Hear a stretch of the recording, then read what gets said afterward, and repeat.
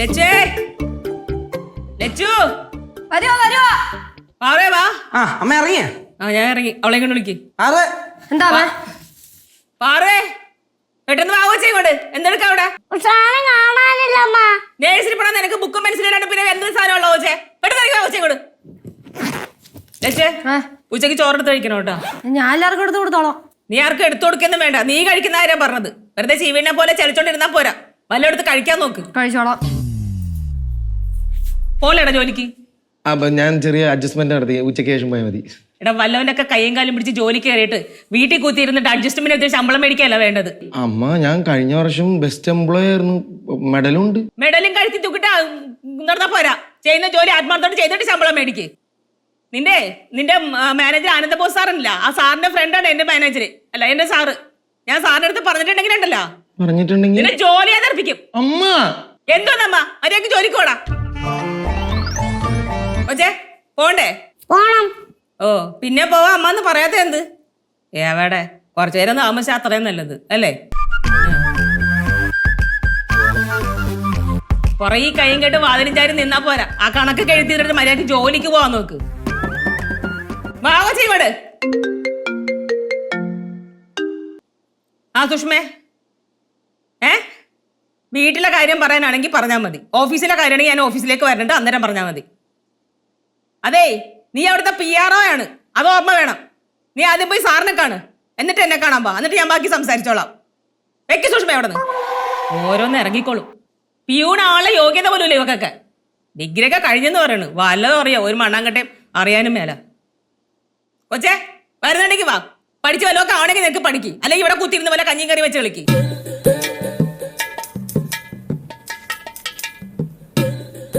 ഇന്ന് നേഴ്സറിയിൽ എത്തുന്നതിന് മുമ്പ് പാറു കുറെ അനുഭവിക്കും.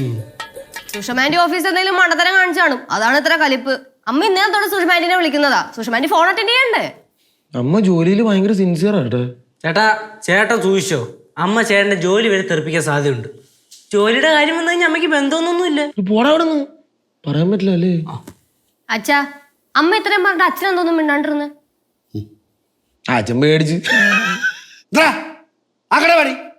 എടാ ഞാൻ വാതറണ്ടല്ല ഇവിടെ കട്ടക്കളിപ്പായന. അവിടെ വലിയ ഉദ്യോഗസ്ഥരാണ്. എന്താണ് അവിടെ ഉദ്യോഗസ്ഥരായത്? നീ വരട്ടെ, ഞാൻ കാണിച്ചു കൊടുക്കാം. ഉണ്ടാകുന്ന വേണം വേടാ.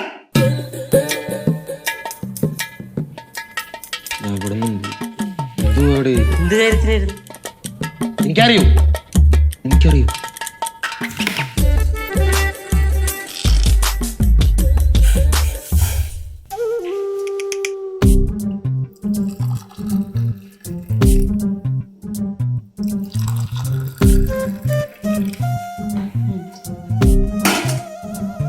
അച്ഛാ പഞ്ചസാര ഇടുമ്പോ സൂക്ഷിച്ചിടണോട്ടാ, കൂടി പോരുത്.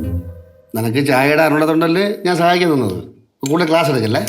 ഞാൻ ജസ്റ്റ് പറഞ്ഞേ ഉള്ളൂ. അല്ല ഉദ്യോഗസ്ഥരെ സമയമായില്ലേ, കണ്ടില്ലല്ലേ?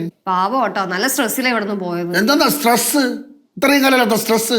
എടി അവിടെ തോളിൽ കൈ നടക്കണ സുഷമല്ലേ അവിടെ തള്ളി പറഞ്ഞത്? അല്ല അതില് കാര്യമില്ല. വർക്കിന്റെ കാര്യം വരുമ്പോ അമ്മ എപ്പോഴും അങ്ങനെ മാറി ചിന്തിക്കാറില്ല, സെപ്പറേറ്റ് ആയിട്ട്. പിന്നെ അവളെ മറ്റേ അറ്റോർണി ജനറൽ അല്ലേ? ഞാനൊരു കാര്യം പറയട്ടെ, മാനേജതിന് ശേഷം തലക്കാലം ഇത്തിരി കൂടുതലാണ് അല്ലേ? അല്ലോ അല്ലേ? തോന്നുന്നുണ്ടോ? നിനക്ക് അങ്ങനെ തോന്നിയിട്ടുണ്ടോ? തോന്നില്ലടേ, മാനേജർ ആയതിനു ശേഷം നമുക്ക് തലക്കാലം കൂടുതലല്ലേ? അല്ല അമ്മ മാനേജർ ആയതിനു ശേഷം കുറച്ച് സ്ട്രെസ്സും റെസ്പോൺസിബിലിറ്റീസും കൂടിയിട്ടുണ്ട്. അതിന്റേതായ ചെറിയ ചെറിയ ചേഞ്ചസ് ആണോ അച്ഛാ? അതെല്ലാം കൂടെ ചുരുക്കി തന്നെ ഞാൻ തലക്കലെന്ന് പറഞ്ഞത്. ആർക്കച്ചാ തലക്കല? നിന്റെ അമ്മയ്ക്ക് അല്ലാതാക്ക്. അച്ഛാ ആ കാര്യം വിടച്ചാ. ഇപ്പൊ നമുക്ക് എല്ലാവർക്കും ഒരു തരത്തിൽ അല്ലെങ്കിൽ മറ്റൊരു തരത്തിൽ വർക്കിന്റെ സ്ട്രെസ് ഉണ്ട്. അത് കൂടുമ്പോഴാണ് നമ്മളെല്ലാവരും ദേഷ്യപ്പെടുന്നത്. ഉദാഹരണത്തിന് എന്റെ കാര്യം തന്നെ, നമ്മുടെ സേവാകേന്ദ്രത്തില് ഷൈനി ചേച്ചി എന്തെങ്കിലും മണ്ടത്തരം കാണിച്ചു വെച്ചാൽ ഞാൻ ദേഷ്യപ്പെടും. നാച്ചുറൽ. എന്തെങ്കിലും പറഞ്ഞ ഉടനെ തുടങ്ങും അവന്റെ ഒരു ഷൈനി ചേച്ചി സേവാകേന്ദ്രം. നിനക്ക് വേറെ ഒന്നും പറയാനില്ലടാ. ചേച്ചി ഇതൊന്നും പറയേണ്ട ഒരു കാര്യമില്ല. കാരണം ചേച്ചിക്ക് മനസ്സിലാവില്ല. ചേച്ചിക്ക് ഒരു ജോലി ഇല്ലല്ലോ, പ്രൊഫഷൻ. അപ്പൊ പിന്നെ ഞാൻ അടുക്കള ജോലി ചെയ്യണതോ? ലക്ഷ്മേ ജോലിയുടെ കാര്യമൊന്നും പറയണ്ട. ഇപ്പൊ ചായട്ടാര് ഞാനല്ലേ, അതോട് തൃപ്തിയോടെ കുടിക്കാം. കൊള്ളാച്ചാ, ഇത്ര വിദ്യാഭ്യാസമുള്ള എന്നെ അടുക്കള പിടിച്ചു നിർത്തിയിട്ട്. ഞങ്ങളാരെയും നിന്നെ പിടിച്ച് നിർബന്ധിച്ച് നിർത്തിയാ? നീ വന്ന് നിക്കണല്ലേ അടുക്കളയില്? അത് കൊള്ളാ. ലക്ഷ്മി അങ്ങനെ പറയാൻ പാടില്ല കേട്ടാ. നിന്നെ ഇവിടെ ആരെങ്കിലും പിടിച്ച് ജോലി നിർത്തിയാ അങ്ങനെ പറയല്ലേ കേട്ടാ. ചേച്ചി ഇവിടെ ഇല്ലെങ്കിലും നമ്മൾ അതിനനുസരിച്ച് മുന്നോട്ട് പോകും. അത് തന്നെ. നിനക്ക് കുഴപ്പമുള്ള നിൽക്കാൻ മടിയെന്ന് പറഞ്ഞാൽ ഇവിടെ അടുക്കളയിൽ നിൽക്കണം നമ്മുടെ പ്രശ്നമല്ല അല്ലച്ചാ.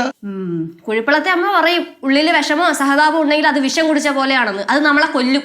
അങ്ങനെ കുഴിപ്പള്ളത്തമ്മ പറയണമെന്നും മക്കൾ ഈ അടക്കള വിളമ്പണ്ട കേട്ടാ. വെച്ച് ചായ ഇട്ടാ. ചായ ഒരു പുല്ലൂല്ല. യ്യോ, മാനേജർ ഇന്നമ്മ ചായ ചൂടുണ്ടേ?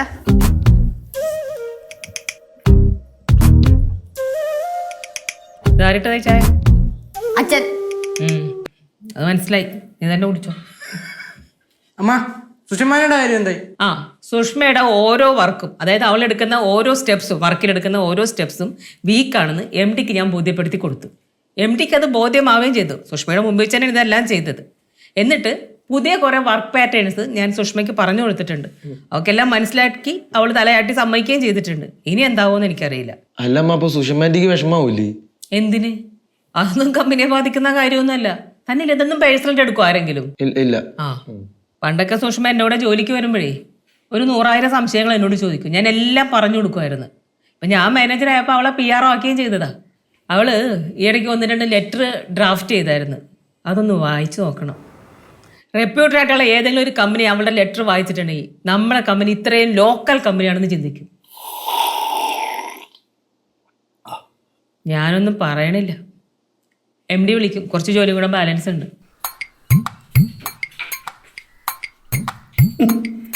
അവളെ സംസാരത്തിനെ ശ്രദ്ധിച്ച ഞാൻ അഹങ്കാരി.